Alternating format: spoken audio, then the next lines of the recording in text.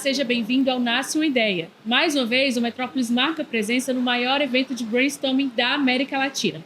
Direto do Gramado Summit, aqui no Rio Grande do Sul, a gente conversa com protagonistas da inovação, do marketing, da comunicação e da economia criativa. Eu sou Brena Farias e te convido a acompanhar esse bate-papo com quem está fazendo acontecer. Eu estou aqui com a Carolina Alves. Ela trabalha há mais de 10 anos com pesquisa de comportamento, projeção de cenários futuros e produção de conteúdo.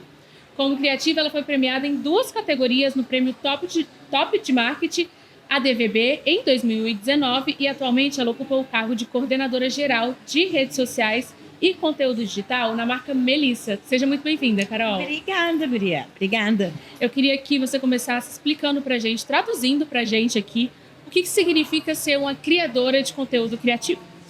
Bom, eu acho que hoje criador de conteúdo ele tem várias facetas, né? Eu, particularmente, falando da minha trajetória, não me considero uma criadora de conteúdo. Na verdade, eu trabalho no bastidor, eu trabalho nas estratégias, né? Mas acredito que quando a gente fala de criação de conteúdo criativo, a gente fala principalmente, né, na essência, na originalidade, na autenticidade e principalmente o quão esse conteúdo se conecta, digamos assim, de forma genuína com a audiência, né? Acho que quando a gente consegue trazer esses elementos para dentro da produção de conteúdo, aí a gente consegue trazer a criatividade junto também. Agora, você tem uma carreira muito sólida no cruzamento entre design, comportamento e inovação. Queria que você explicasse o que te levou para esse conteúdo tão multidisciplinar, né? O que te fez chegar até aqui, digamos assim? Sabe que é legal a gente falar sobre isso? Porque, na verdade, eu estava até conversando com um ex-colega de faculdade hoje. Acho que uma das coisas mais curiosas da minha jornada é que eu não venho da área criativa originalmente. Na verdade, eu sou internacionalista de formação. Olha! Mas foi dentro das relações internacionais que eu fui me apaixonando por adaptação cultural, por comportamento. E eu acho que exatamente essa multidisciplinaridade e esse caminho que ele não é linear, talvez fez com que eu conseguisse criar um repertório e uma lente projetual, que a gente chama, quando a gente fala de lente projetual, a gente está falando da forma com que a gente pensa criativamente, né? Que é muito única, né? Eu nunca vou esquecer, quando eu fiz mestrado em design, aí eu falava para um professor meu, dizia assim, Felipe, às vezes eu fico meio em dúvida do que eu sou no meio disso tudo, porque eu sou internacionalista, eu faço mestrado em design, onde é que eu tô aí no meio, né?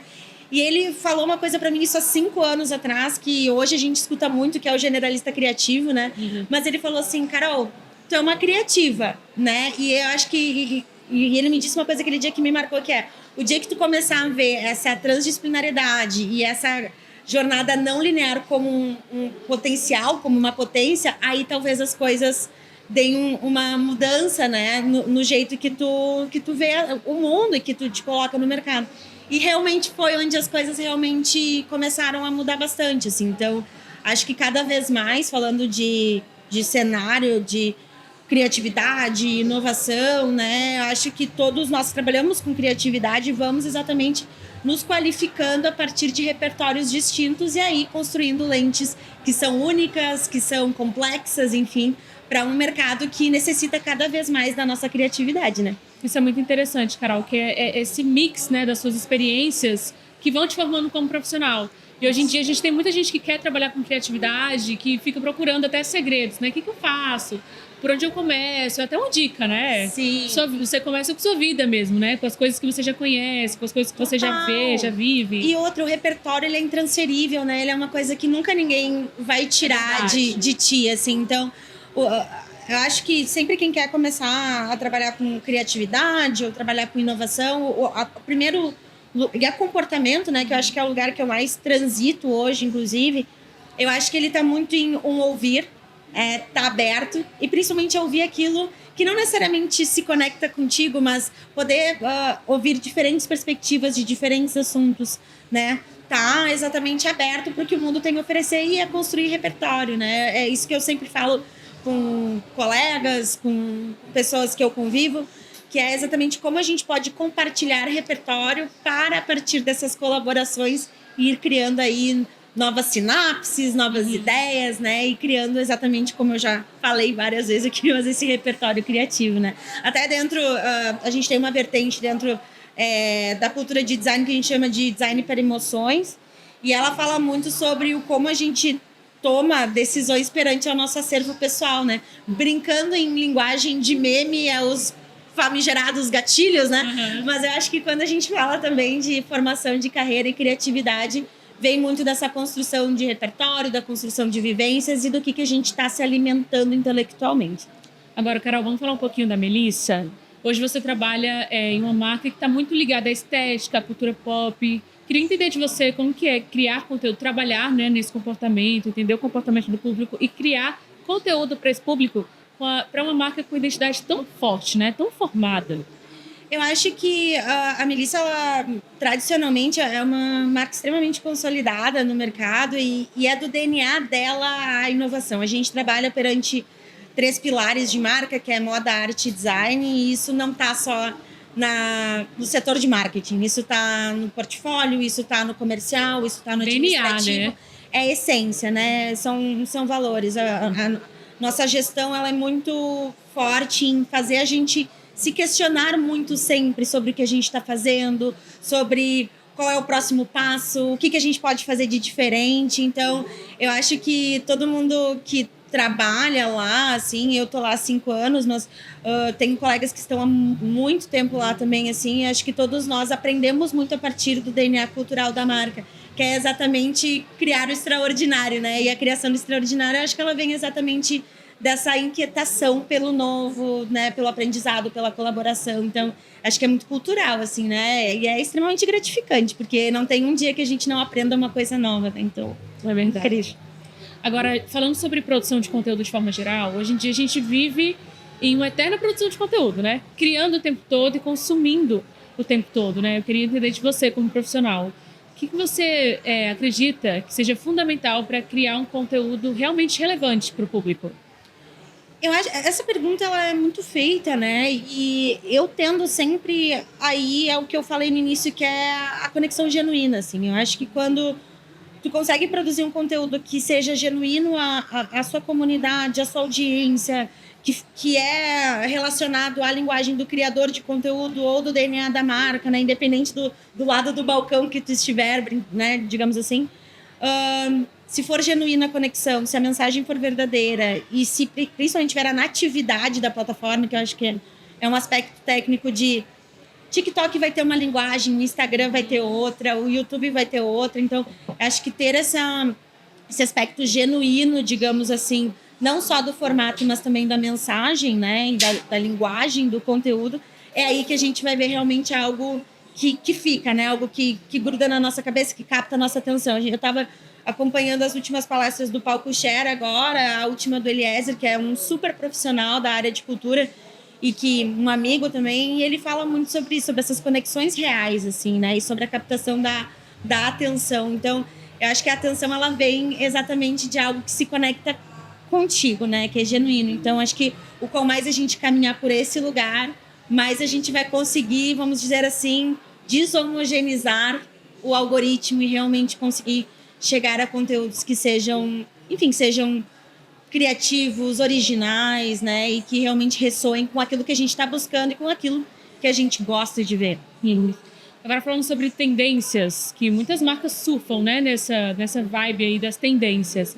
A gente sabe que tem umas tendências que vêm e ficam, tem outras que são muito passageiras, né? Eu queria entender de você, não só a tendência de conteúdo digital, mas de comportamento, de consumo. Que tendência você acha que veio para ficar para o universo do consumo, principalmente da moda, Carol? Pergunta difícil.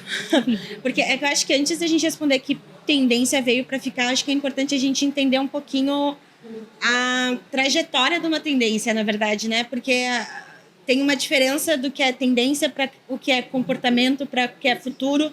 Então, hoje em dia, até a partir da entrada do próprio TikTok, né? A gente vê a curva da tendência diminuir muito, né? Então, hoje a gente tem os cores que a gente brinca, que a gente viveu, o CLT core, então aquela coisa das meninas se vestindo, né, meio corporativas, ou até, por exemplo, Barbie core, que estourou no ano ali do filme da Barbie, que são essas coisas mais efêmeras, digamos assim. Esses eles tendem a aparecer cada vez mais, mas a se enxugar cada vez mais.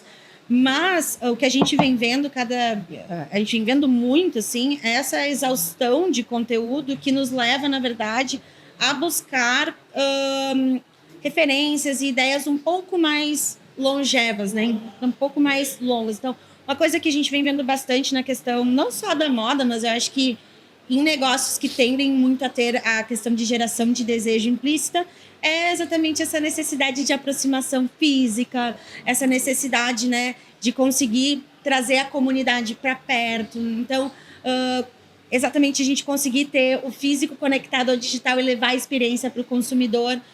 Eu acho que isso é uma coisa que vai ficar bastante. Assim, acho que humano, né? A troca. Com certeza. Eu acho que cada vez mais o conteúdo que ele não é só vitrine, que ele é interativo, né? Que ele leva as pessoas para dentro, né, da marca, a conhecer, e principalmente seus interlocutores e embaixadores, né, como os influenciadores que falam essas linguagens e levam a palavra da marca para outras audiências. Eu acho que isso tende a se perpetuar. Agora, já foi falado em vários palcos aqui, eu concordo, até falei num outro podcast também. Acho que uma que está bem fresquinha, que se fala muito, é a cultura da curadoria, né? A gente vem aí nos últimos 2, 3 anos nessa cultura dos cortes, né? E principalmente desses reviews, enfim. Acho que isso tende a vir mais forte daqui para frente, muito movido principalmente a aceleração aí, né, da inteligência artificial. Então, é muita informação, mas ao mesmo tempo o que é real, o que não é, o que é relevante, o que não é. Eu acho que os curadores, mais do que criadores de conteúdo, eu acho que vão emergir bastante. Eu acho que é um cenário bem otimista para esse tipo de formato, esse tipo de conteúdo e esse tipo de criador. E o consumidor começa a ficar cada vez mais criterioso, né, com o que ele consome, né? Exato, porque eu acho que no momento que a gente começa a gerar uma crise de confiança, né, porque a gente já não sabe exatamente o que é verdade, o que não é, qual informação realmente está certa ou qual não é, a gente começa a tentar procurar esses atores, digamos assim, que tenha credibilidade para nos dizer aqui sim, aqui não. Então, acho que falando de conteúdo, de tendência, pelo menos de internet, assim, eu acho que a questão não é uma coisa nova, acho que a gente já vem falando de curadoria há um tempo, mas é uma que eu não vejo ir embora, é uma que está ficando e está tomando mais tração com o passar aí dos anos. Né? Legal. Carol, a gente já está finalizando, mas eu queria te pedir uma última dica. Eu sei que muita gente que acompanha a gente aqui no videocast te admira, acompanha, ou tem, né, a Melissa como uma grande referência. Você está por trás de uma marca muito especial, mas assim, você é um profissional, como você falou, né, com um grande repertório, com uma experiência muito legal. Queria que você deixasse uma dica para quem está começando ainda nessa área. Eu sei que a gente já falou de repertório, mas uma outra dica aí para o pessoal anotar. Eu acho que o principal ponto, assim, que eu como uma pessoa que está em cargo de gestão, fazendo entrevista e conhecendo novos perfis de profissionais jovens e tal, é a adaptabilidade. Né? Acho que até um pouquinho da fala que eu vou ter amanhã é sobre isso, sobre perguntas, sobre não ser um sabe-tudo. Eu acho que no momento que a gente vive de tanta mudança em conhecimento, digamos assim, a gente tem que estar aberto a aprender cada vez mais, a perguntar cada vez mais e a ser móvel, a ser adaptável, a ser flexível. Então, eu diria que essa é a principal qualidade que se buscará. Inclusive, para mim, eu estou aprendendo a ser muito adaptável e flexível também, porque o profissional, assim, do futuro, e quando eu falo futuro, nem é futuro, acho que é agora já. É a adaptabilidade. Eu acho que a gente vai ter que aprender cada vez mais a ser maleável e a se perguntar muito, assim, né?